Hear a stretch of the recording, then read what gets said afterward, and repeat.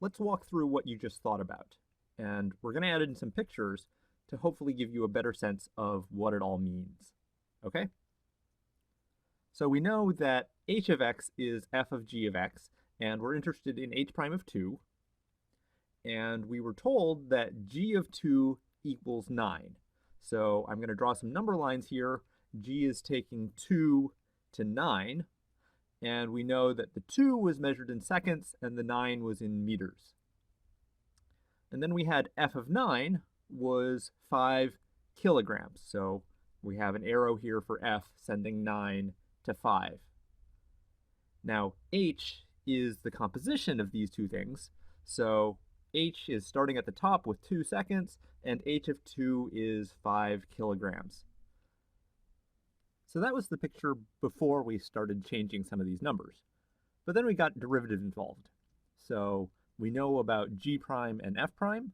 So there they are. We have g prime of 2 and f prime of 9, which are the derivatives at the relevant points. And we used them to think about what happens when our input up at the top changes. So we had x changing from 2 to 2.01. So that's a delta x of 0.01. And we want to know what happens when we apply g and then f to this new x.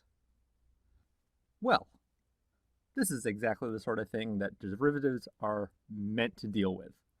So through linear approximation, we know that if we take our delta x of 0.01 seconds and we multiply it by the derivative of g at 2, which is 3 meters per second, we'll be getting 0.03 meters, which will be approximately the change in g of x.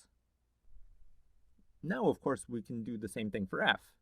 So our 0.03 meters is the change in f's input.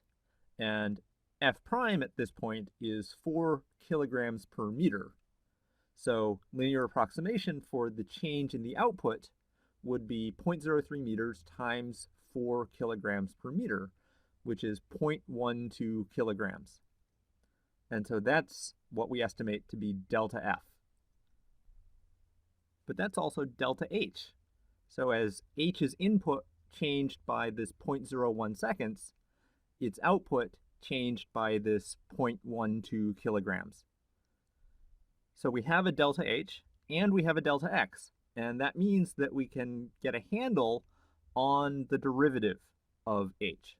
H prime of 2 is going to be roughly this delta h divided by this delta x, which is 0.12 kilograms divided by 0.01 seconds, or 12 kilograms per second.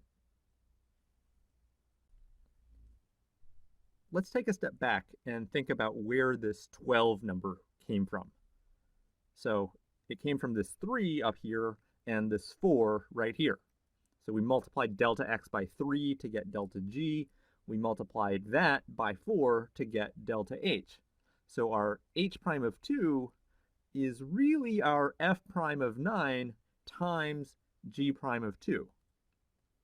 And notice that the units work out perfectly. F prime is kilograms per meter, g prime is meters per second. Multiply those and you're getting kilograms per second for our derivative of h. So this is really our complete answer.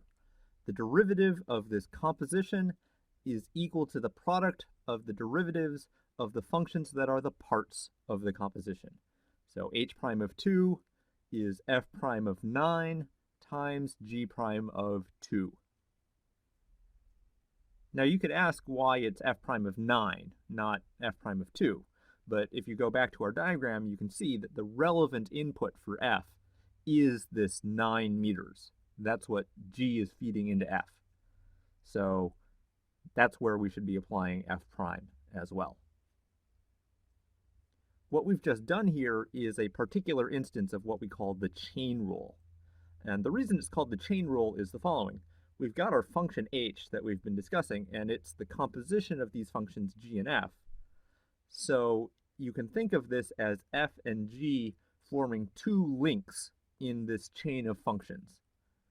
And what we discovered is that when you take the derivative of h, then you just take the derivatives of the two links and you multiply those together. And that gives you the derivative of the overall composition. So what you can think about next is what happens if h is not the composition of two functions, but perhaps the composition of three functions. So something like this, where we have h equaling j of f of g. And once you've done that, we'll come back and talk about the chain rule in general.